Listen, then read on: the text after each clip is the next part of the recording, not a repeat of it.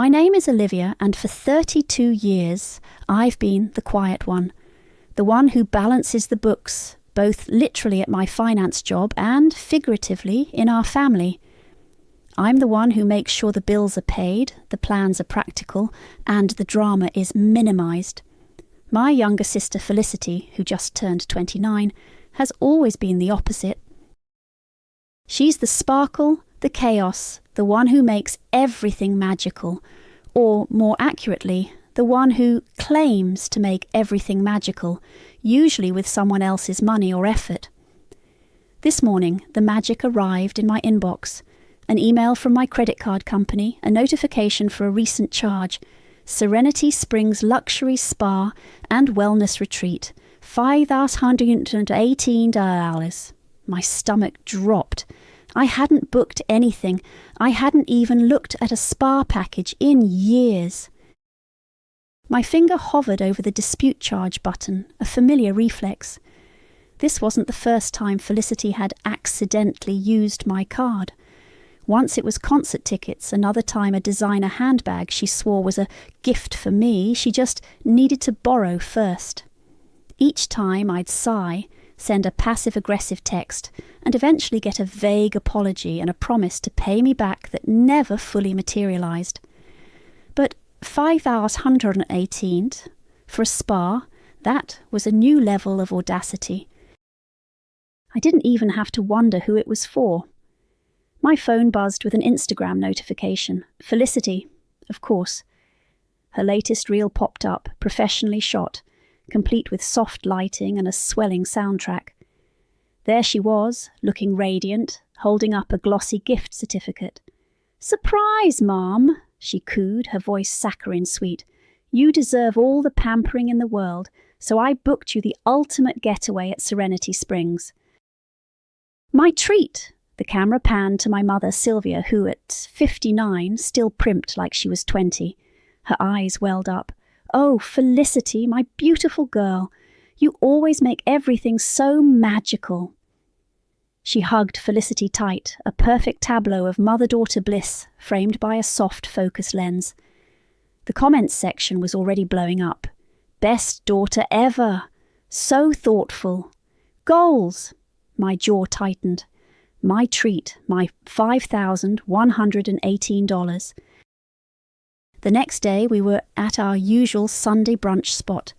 The clinking of mimosa glasses, the low hum of conversation, the smell of hollandaise sauce, all the usual elements of our perfectly curated family facade. Sylvia was still glowing, recounting details of her upcoming spa trip, oblivious to the source of her magic. "It's just so wonderful, Olivia," Sylvia said, beaming at Felicity across the table.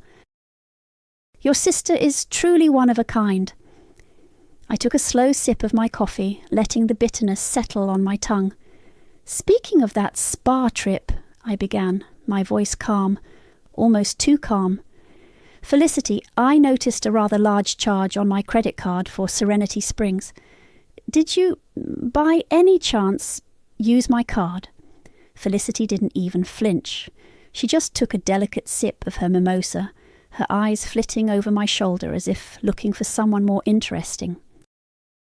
"Oh, that!" she said, a little laugh escaping her lips. "Oops, honest mistake. I must have had your card details saved on my phone from when you bought those concert tickets for us last year. My bad. My bad. That was it. No apology, no offer to pay me back, just a dismissive wave of her perfectly manicured hand. An honest mistake for over $5,000. An honest mistake that was already being plastered all over social media as her grand gesture. I smiled, a tight, polite smile. "Right," I said, my voice still even. "An honest mistake."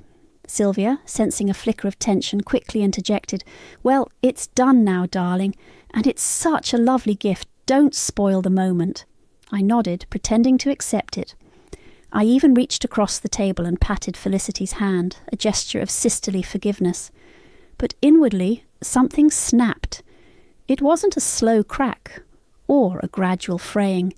It was a sharp, definitive click.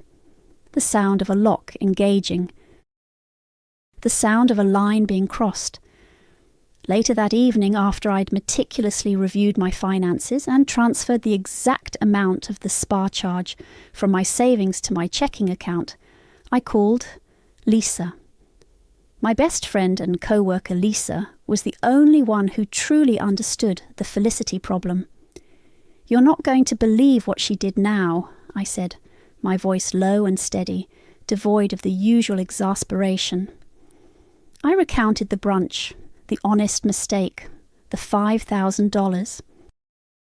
There was a moment of silence on the other end. Then Lisa's voice, a mix of disbelief and familiar sympathy. "Olivia, are you going to dispute it this time?" I looked at my reflection in the dark window, seeing not the quiet, compliant woman I usually was, but something harder, colder. "No," I said, the word a quiet promise to myself. "No, I'm not going to dispute it." A pause. "Then what are you going to do?" Lisa asked, a hint of curiosity in her voice. I took a deep breath, a strange sense of calm settling over me. "I'm going to make her earn every dollar of that gift." The spa receipt was just the beginning. A little over a month later, Felicity, in her infinite wisdom and boundless generosity with my money, announced her next grand gesture, a family bonding trip to Napa Valley. "It's going to be epic," she'd gushed on our family group chat, complete with sparkling wine emojis and photos of sun-drenched vineyards. All the best wineries, a gorgeous Airbnb, and a private chef for one night. My phone buzzed with the familiar chime of transaction alerts. First, the airfare for 3. Then, a hefty charge for a sprawling Airbnb estate. Next, a series of smaller but still significant charges for exclusive wine tastings and a bespoke culinary experience. Each notification confirmed what I already knew. My credit card, the one Felicity had accidentally saved, was the default payment method for this entire lavish affair. Normally, I would have intervened. I would have called her calmly but firmly and demanded she transfer the funds immediately. I would have sent her screenshots of the charges, highlighted in red. That was the old Olivia. The Olivia who still believed in fairness, in accountability, in the faint hope that if I just explained things clearly enough, Felicity might actually get it. But that Olivia had snapped. This new Olivia, the one who had quietly transferred $5,118 from her savings to cover a spa package that wasn't for her, was different. She didn't push back. She didn't send texts. She just watched the charges pile up, a slow, steady drip of betrayal, and smiled. Because with every dollar Felicity spent, Olivia's plan solidified. My first order of business was Felicity's travel arrangements. I had access to the booking details naturally, since my card was linked. It was almost too easy to log in and make a few minor adjustments. Her return flight, originally booked in first class alongside mine and Mom's, was quietly downgraded to economy, a small detail easily missed in the flurry of trip planning. It wouldn't hit her until the return leg when she was already tired and ready to be home. The thought brought a quiet satisfaction. The TSA pre-check was trickier. You can't just revoke someone's pre-check. But I knew Felicity, and I knew Zayden Stone, a TSA agent I'd helped a few years back when he was a victim of identity fraud, a case I'd quietly untangled for him using my finance skills and a few well-placed contacts in the banking world. He owed me. Not in a big, dramatic way, but in a quiet, I'll keep an eye out for you kind of way. I sent Zayden a cryptic email referencing a hypothetical situation involving a traveller with a history of, let's say, creative interpretations of airline policies and a penchant for attracting attention. I attached a photo of Felicity's passport, ostensibly for a friend's travel plans review. I didn't ask him to do anything illegal. I just planted a seed, knowing Zayden was meticulous and would notice anything out of place. Felicity, with her constant social media posting from airports and her occasional flouting of minor rules, like trying to sneak an oversized carry-on, was a prime candidate for a random enhanced screening, and sometimes those enhanced screenings led to temporary flags, especially if any minor, forgotten infractions popped up. It wasn't about revoking her pre-check permanently, but ensuring her airport experience would be anything but magical. In the evenings after work, I started a new document on my laptop. Not a spreadsheet, not a budget. This one was titled Redemptions Pending by Felicity. Underneath I listed the spa package, the airfare, the Airbnb, the wine tastings, the private chef. Each item was a line in a ledger, waiting to be balanced. The Napa trip finally arrived. We landed in the golden California sunshine, the air thick with the scent of grapes and possibility. Felicity, of course, immediately started filming, narrating our arrival for her followers. Sylvia was in her element, already planning her outfits for the vineyard tours. I just watched, a quiet observer, my list of redemptions playing in my mind. That evening, our first dinner in Napa was at a trendy farm-to-table restaurant. Felicity had insisted on making reservations at the hottest spot in town. We were midway through appetizers, the conversation flowing around me, when a familiar voice cut through the din.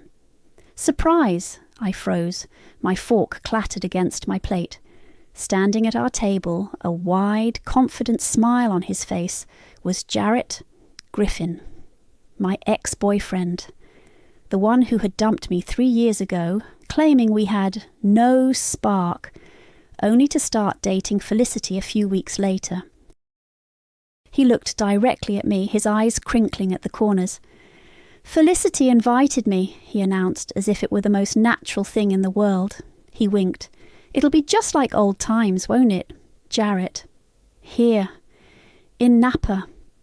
My stomach, which had been quietly settling into a rhythm of calculated revenge, lurched. I managed a tight, polite smile, the kind I usually reserved for awkward work functions. "Jarrett," I said, my voice flat. "What a surprise!" Felicity, oblivious or perhaps intentionally so, beamed. "Isn't this great? I just knew he'd add some extra fun to the trip." She squeezed his arm, a gesture that felt far too intimate, far too possessive for someone who supposedly just added fun. Jarrett, 34, still had that easy charm, the kind that made people overlook his less admirable qualities. He'd always been a golden retriever in human form, all enthusiasm and no real depth. My mind reeled back 3 years. Jarrett and I had been together for almost 2 years. It wasn't a whirlwind romance, but it was steady, comfortable. We talked about future plans, about getting a dog, about painting the spare room. Then, one Tuesday evening, he'd sat me down. "Olivia," he'd started, looking everywhere but at me, "you're amazing. You're smart, you're stable, but there's just no spark. No passion." 2 weeks later, he was at a bar with Felicity, 29, laughing loudly, her hand on his arm. A month after that, they were officially dating. The no spark line had always felt like a thinly veiled excuse for, "I found someone shinier." Now, here he was, openly flirting with Felicity, his hand resting casually on the back of her chair. It was a familiar pattern, one I'd grown accustomed to watching from the sidelines. Felicity, the dazzling star, and me, the quiet satellite. The next day we embarked on a wine tour. The sun was bright, the vineyards stretched out in endless green rows, and the air was filled with the clinking of glasses and the murmur of appreciation. We were at a boutique winery sampling their reserve Chardonnay when Felicity launched into one of her stories. "Oh, this reminds me," she chirped, holding up her glass, captivating the small group of tourists and our guide. When I was in high school, I won the regional science fair with this insane project on the fermentation process of different grape varietals. It was so complex, the judges were blown away. I even got a scholarship offer from a top university because of it. My hand, holding my own glass, froze halfway to my lips. My high school science fair project, the one I'd spent months on, meticulously culturing yeast strains, analysing sugar content and charting alcohol percentages. The one that had won first place at the regional fair. The one that had earned me a scholarship offer to a top university, which I'd ultimately turned down for a more practical finance degree. I looked around. Sylvia was nodding proudly, a beatific smile on her face. Jarrett was gazing at Felicity with an expression of adoring wonder. The other tourists seemed impressed. No one questioned it. No one ever did. Then my eyes met Tobias McCoy's. Tobias, 37, a family friend from way back, had been quiet for most of the trip, observing more than participating. He was a few years older than Jarrett, with a thoughtful gaze and a quiet intelligence I'd always found appealing, even as a kid. He'd known me since I was a gangly teenager, had seen me through my awkward phases. He'd been at that science fair. He'd seen me accept that award. His brow was furrowed, a slight frown playing on his lips. He looked from Felicity to me, then back to Felicity, his expression clearly confused. He subtly shook his head, then mouthed, "That wasn't her, right?" My heart gave a tiny, unexpected lurch. Someone noticed. Someone remembered. It was a small thing, a fleeting moment of recognition, but it felt like a crack in the carefully constructed facade Felicity had built around herself, a facade that had always overshadowed me. I met Tobias's gaze, and a slow, deliberate smile spread across my face. It wasn't the polite, placating smile I usually offered. This was different. This was a smile of quiet resolve, a promise to myself. "I think," I told Tobias, my voice low enough that only he could hear it over the general chatter, "it's time someone told the right version." My quiet resolve from the vineyard carried into the next few days. I wasn't going to shout or make a scene. That wasn't my style. Instead, I started reclaiming my narrative, one polite, subtle correction at a time. At dinner that night, Felicity was regaling the table with a story about her daring solo backpacking trip through Southeast Asia. "I almost got lost in the jungles of Thailand," she dramatized, "but I used my incredible navigation skills to find my way back to civilization." I cleared my throat softly. "Oh, you mean that trip where your phone died and you ended up calling me for directions, and I had to guide you back to the hostel using Google Maps and a very patient taxi driver on speakerphone?" I smiled sweetly. "You were so brave to try it, though, even if you did get a bit turned around." Felicity's smile faltered, just for a second.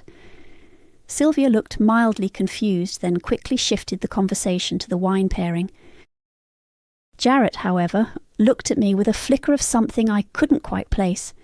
Surprise? Interest? The next afternoon we were exploring a quaint little town, browsing artisan shops. Tobias, always a step behind the main group, caught my eye. "So," he said, a small smile playing on his lips, "the science fair project. That was definitely you, wasn't it?" I shrugged, a small, genuine smile touching my lips. "It was." Felicity always did have a knack for making other people's achievements sound like her own. "She does," he agreed, his eyes thoughtful. "It's a shame. You always worked so hard." That was the opening I needed. "Hey, Tobias," I said, pulling out my phone. "We haven't taken a single picture together this whole trip. Want to grab a quick selfie? Just for old time's sake." He readily agreed, leaning in close as I angled the phone. I posted it to my Instagram almost immediately, a casual shot of us smiling, the Napa vineyards a blurred backdrop. For the caption, I used a phrase Felicity had once used for a picture of her and Jarrett, a phrase she thought was uniquely hers. Some connections just feel like coming home. Within minutes, Felicity, who was perpetually refreshing her feed, saw it. Her head snapped up from her phone, her eyes narrowing as she stared at me across the lunch table. Confusion, then a flash of irritation crossed her face. It was a tiny victory, but the taste of it was sweet. The following day was dedicated to pampering. Felicity, of course, had booked us all for treatments at a luxurious spa attached to our Airbnb. She'd gone all out, diamond therapy facials for her and Sylvia, and a standard hydrating facial for me. I arrived a few minutes early for my appointment. The esthetician, a kind-faced woman named Brenda, greeted me. "Olivia, right?" "You're down for the hydrating facial." "That's right, Brenda," I said, lowering my voice conspiratorially. "Listen, I have a bit of an unusual request. My sister, Felicity, she's coming in right after me for the diamond therapy. She's very particular, and she loves surprises. I was thinking, as a little treat, if you could accidentally swap our treatments. Give her the hydrating and give me the diamond therapy. She'll think it's a mix-up, but it'll be a fun, unexpected upgrade for her when she realizes later." I slipped a crisp $100 bill into her hand. "Just a little something for your trouble." Brenda's eyes widened slightly at the bill, then she gave me a knowing smile. "Consider it done, dear. Accidents happen, don't they?" I settled onto the plush spa bed, a genuine smile on my face as Brenda began the luxurious diamond therapy. Later, I heard Felicity's slightly annoyed voice from the next room, complaining about the basic products. I closed my eyes, savouring the feeling of the expensive creams on my skin and the quiet satisfaction of knowing Felicity was getting exactly what she paid for, which, in this case, was nothing. After our treatments, feeling thoroughly refreshed, I was walking back to the main house when Jarrett appeared, seemingly out of nowhere, blocking my path. He looked at me, really looked at me for the first time in years. His gaze lingered. "You know, Olivia," he said, his voice softer than I remembered, "you've really changed. You seem different, more confident." He paused, then took a step closer. "I've always wondered, what might have happened if we had more time, if things had played out differently." I met his gaze, my smile cool and unreadable. The old Olivia might have stumbled, might have felt a pang of regret, or even a flicker of hope. But the new Olivia just saw another opportunity. "Too bad," I replied, my voice calm, almost dismissive. "Some of us were replaceable by a carbon copy." I walked past him, leaving him standing there, a thoughtful, perhaps even chastened expression on his face. My comment to Jarrett lingered in the air, a subtle sting. It wasn't just about him or Felicity. It was about years of feeling like a placeholder, a shadow. That moment, seeing his reaction, was a turning point. My passive revenge, the quiet corrections and the swapped spa treatments was shifting. It was time for active sabotage. The next morning, while Felicity was still asleep, probably dreaming of viral reels, I remembered something, her old email password. For years, she'd used the same ridiculously simple combination, our childhood dog's name, Buster, followed by his birth year, 2005. She'd never been one for cybersecurity. She'd always relied on me to handle anything technical. I logged into her email account. It was a treasure trove of self-promotion and half-baked ideas. My eyes scanned through the subject lines: Napa brand collab, vineyard lifestyle pitch, social media launch strategy.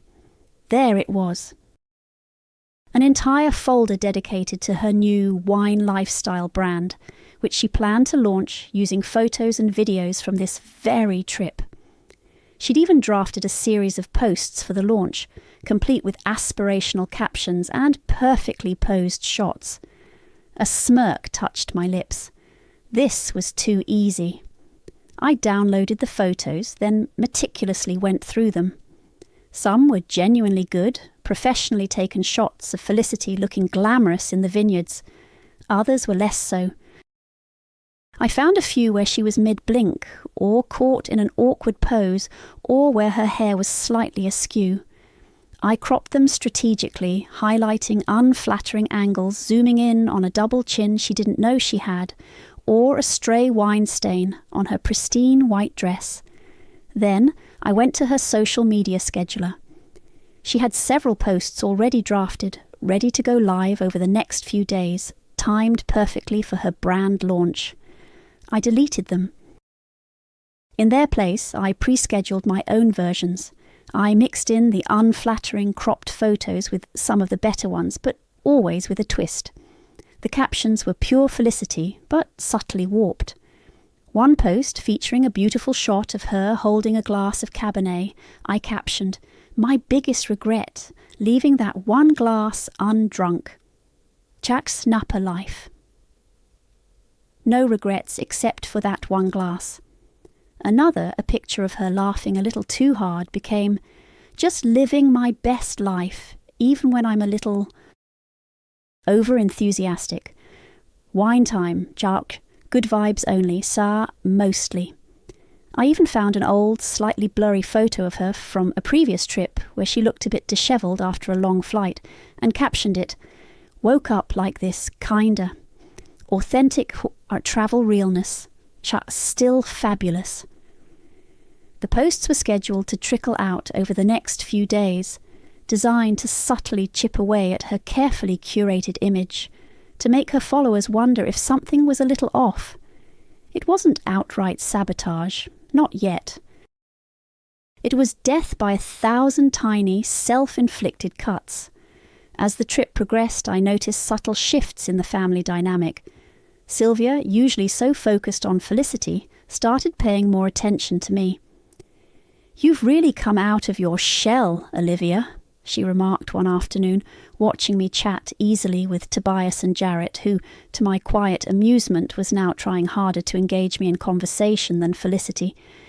"It's nice to see you so relaxed." It wasn't relaxation.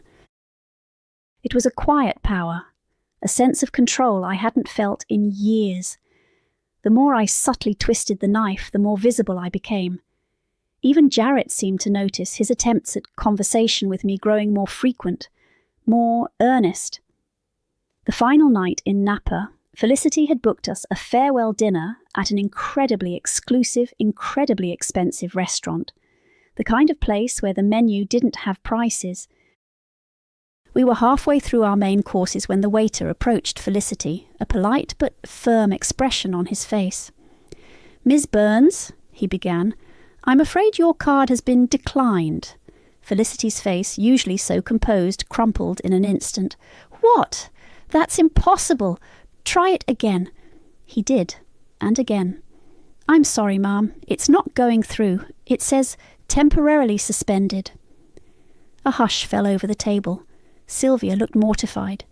Jarrett looked confused. Felicity's eyes darted to me, a flicker of suspicion in them, but I just met her gaze with a serene, innocent smile. I knew exactly why her card was temporarily suspended. It was a simple phone call I'd made to the bank a few days prior, reporting unusual activity on the account linked to the card Felicity used most frequently. They'd flagged it, of course, for her protection. It would take a few days, and a lot of verification to get it unsuspended. "Oh dear," Sylvia fretted. "Well, Olivia, darling, perhaps you could put it on your card for now. We'll sort it out later." I didn't hesitate. "Of course, Mom," I said, pulling out my own card. The waiter took it, processed the payment, and returned with a receipt for an astronomical sum. As I signed the slip, I subtly raised my water glass, catching Tobias's eye, then Jarrett's. My gaze finally settled on Felicity, whose face was a mask of mortification. To honouring what's ours, I murmured, my voice just loud enough for the table to hear. A quiet, deadly toast. The morning of our departure from Napa was a blur of last-minute packing and hurried goodbyes. Felicity, still reeling from the previous night's credit card debacle, was unusually subdued. Her usual pre-flight social media flurry was conspicuously absent. This was exactly what I wanted. A distracted Felicity was an easy target. We arrived at the airport a little later than Felicity would have preferred, thanks to my accidental misdirection regarding the car rental return. As we approached the check-in counter, I handed over our passports. Olivia Burns, Sylvia Burns, Felicity Burns, the agent recited, typing. Okay, Miss Olivia, Miss Sylvia, you're all set for first class. Miss Felicity, it looks like your booking was changed to economy. Your seat is 23B. Felicity's head snapped up, her eyes wide with disbelief. What? No, that's impossible. I booked first class. My sister booked first class for all of us. She pointed at me. I offered a sympathetic shrug. Oh, Felicity, are you sure? I thought you said you wanted to save some money on the return leg. You mentioned something about wanting to be more grounded after all the luxury. Sylvia, ever the peacemaker, looked flustered. Felicity, darling, it's just a flight. We'll be home soon. Felicity, however, was already pulling out her phone, frantically trying to access her booking. This is ridiculous. My card was suspended and now this. Someone's messing with me. I just smiled, a small internal victory dance. The first part of the airport revenge was complete. As we moved towards security, Felicity was still fuming, muttering about contacting the airline. We approached the TSA pre-check line, which I, Sylvia and Jarrett, who was flying back with us, much to my lingering annoyance, breezed through.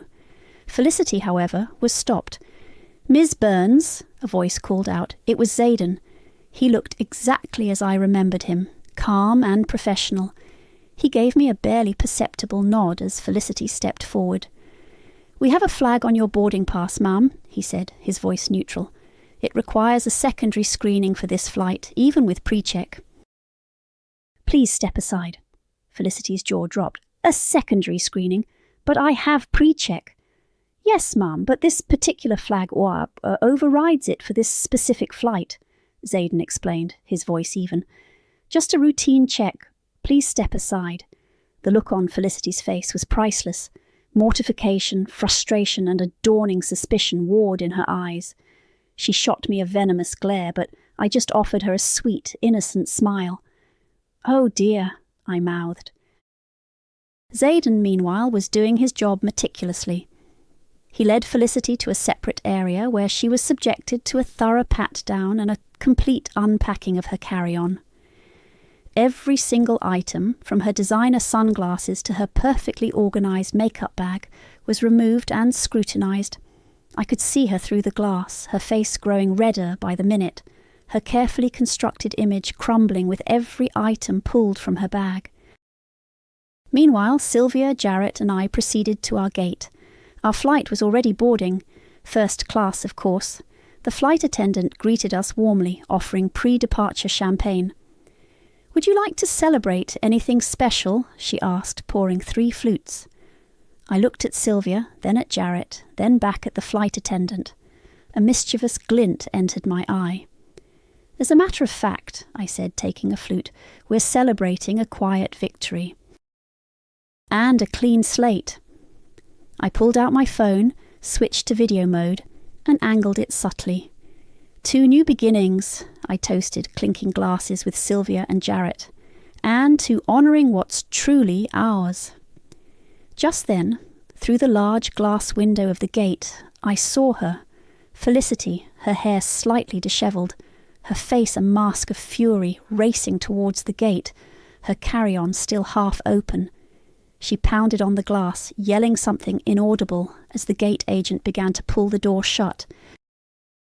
The plane was already pushing back. I captured it all, the champagne toast, the laughter, and Felicity's frantic, futile attempt to board. It was a perfect, candid moment of her public humiliation. As the plane taxied down the runway, I felt a vibration in my pocket. A text message. It was from Sylvia. "You switched her booking?" The text read, a mix of shock and accusation in her words. "She's hysterical." The plane landed with a gentle bump, and I felt a strange mix of exhaustion and exhilaration. Emotional whiplash, that's what Lisa would call it. One minute I was watching Felicity pound on the gate window. The next, I was sipping champagne in first class. A quiet, almost smug satisfaction bubbling inside me. The flight home felt like a victory lap, even with Jarrett's lingering presence. He'd tried to engage me in conversation several times, talking about how different I was, how he missed our old talks. I kept my answers polite but brief, giving him just enough to keep him interested, but not enough to feel like he was back in my orbit. As soon as my phone came out of airplane mode, it buzzed.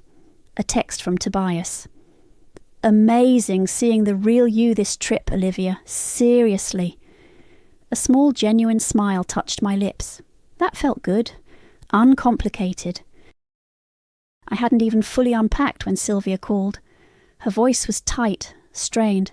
"Olivia, what happened at the airport? Felicity is absolutely hysterical.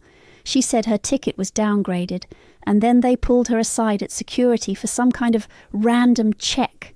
She missed her flight. She had to buy another economy ticket on the next available flight, and her card is still suspended." I took a deep breath, letting the silence stretch for a moment. This was it. The moment I'd been waiting for, the one I'd been rehearsing in my head for years.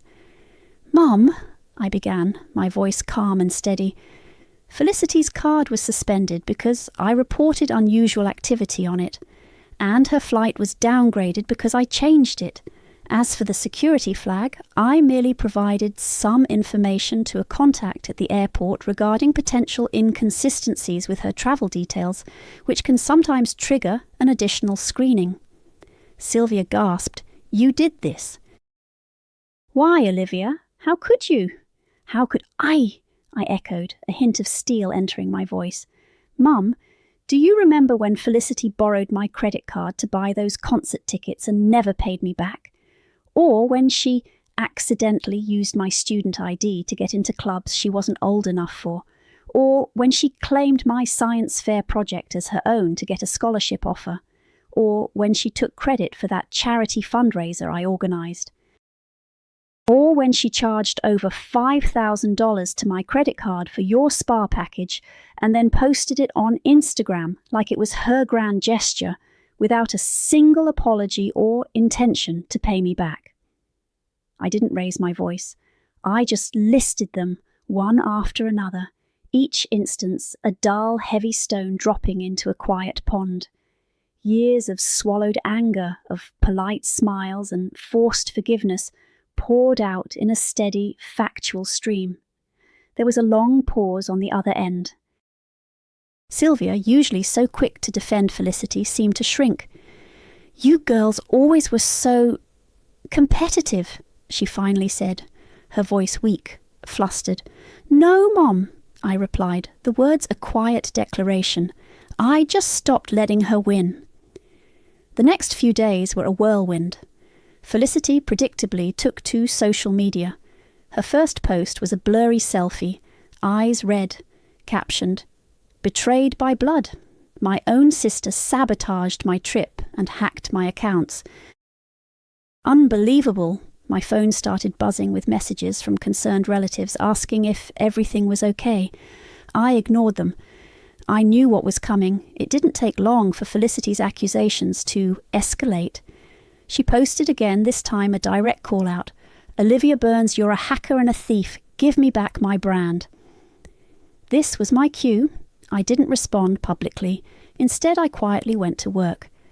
I found the old video. It was from years ago, a blurry clip from a family Christmas party. Felicity, a little too drunk on spiked eggnog, was slurring to a distant cousin about how she borrowed Olivia's plastic fantastic to buy a new handbag and totally forgot to pay her back. She's got so much money, she won't even notice, she giggled into the camera. It wasn't about the handbag, it was about the admission, the casual disregard. I uploaded it to an anonymous video sharing site and then, using a burner email, sent the link to a few of Felicity's most active followers and a couple of online gossip forums that specialised in exposing influencer drama. The comments on Felicity's Betrayed by Blood post started to shift. "Karma's real," one read. "Is this about that spa package?" another asked. "Didn't she do this to you before?" The tide was turning, but the final twist of vengeance was the sweetest. While Felicity was busy accusing me of hacking, I was busy on the state's business registration website. When I'd logged into her email, I'd seen the details of her pending LLC filing for her wine lifestyle brand. The name she'd chosen, the one she'd poured all her Napa trip photos into promoting, was still in pending review status. It was a simple matter to withdraw her application, citing a change of plans. Then, immediately, I filed my own application for the exact same LLC name. My finance background, my meticulous attention to detail, and my speed paid off. Within hours, I received confirmation. The LLC name was mine, registered. Felicity's final post for the day, a desperate plea for sympathy, read, "Betrayed by blood." But the comments were no longer sympathetic. They were filled with "Karma's real," and "Maybe pay your sister back," and "Looks like someone else got the magic this time." The days following the Napa trip felt strangely quiet. The constant hum of Felicity's drama, the subtle undercurrent of my mother's favouritism, the low thrum of my own simmering resentment, it had all been replaced by a silence I hadn't realised I craved. My phone still buzzed with notifications, but they were different now. Fewer questions about Felicity's accusations, more comments on that old video I'd released, and a growing number of messages from people who were suddenly seeing me. I sat at my kitchen table, laptop open, the cursor blinking on a blank document. It wasn't a work report or a budget. This was different. I titled it, "A Love Letter to the Other Sister." I didn't seek reconciliation. The thought of it, of going back to the old dynamic, made my stomach clench. The silence was better. It was a space where I could finally breathe, where my own thoughts weren't constantly overshadowed by Felicity's manufactured brilliance. The quiet wasn't empty, it was full of possibility. My credit card was safe. I'd changed the password and removed it from all shared accounts. There hadn't been any more accidental charges. My name, once subtly tarnished by Felicity's casual disregard for my finances and reputation, felt clean. The $518 for the spa package was still a sunk cost, a personal investment in my own liberation, but the principle of it, the quiet assertion of what was mine, had been paid back in full. Felicity's social media had gone dark for a few days after the LLC news broke. Then a few carefully curated posts reappeared, devoid of any mention of Napa, focusing instead on generic wellness journeys and self-care. The comments were still a mixed bag, a few loyalists but many more questioning, referencing the karma and the stolen brand. Her carefully constructed facade had cracked, and the world was seeing the dust underneath. Sylvia had called, of course, a few more times, her voice still a little bewildered. "She's just so upset, Olivia," she'd said. "She doesn't understand why you would do this." I hadn't offered an explanation beyond what I'd already said. She didn't need to understand. I did. A text came through, pulling me from my thoughts. It was Tobias. "Hey, hope you're settling back in. Still thinking about our conversation in Napa. Any chance you'd be up for drinks sometime this week? My treat." I smiled. A genuine smile, one that reached my eyes. It wasn't about Jarrett, who had sent a few tentative texts since we landed, texts I hadn't bothered to reply to. It wasn't about Felicity, or proving anything to her. It was about me, about stepping into the space I'd created. "Yes," I typed back. "I'd like that very much." My revenge wasn't loud. There were no shouting matches, no public confrontations that would have played perfectly on Felicity's social media. It was meticulous, quiet, and absolute. It was a series of subtle manoeuvres, carefully planned and executed, designed to unravel her carefully constructed world, thread by thread. I leaned back in my chair, looking at the blank document, then out the window at the city lights. They had taught me that being quiet meant being weak. I had taught them silence could be a smirk with sharp teeth.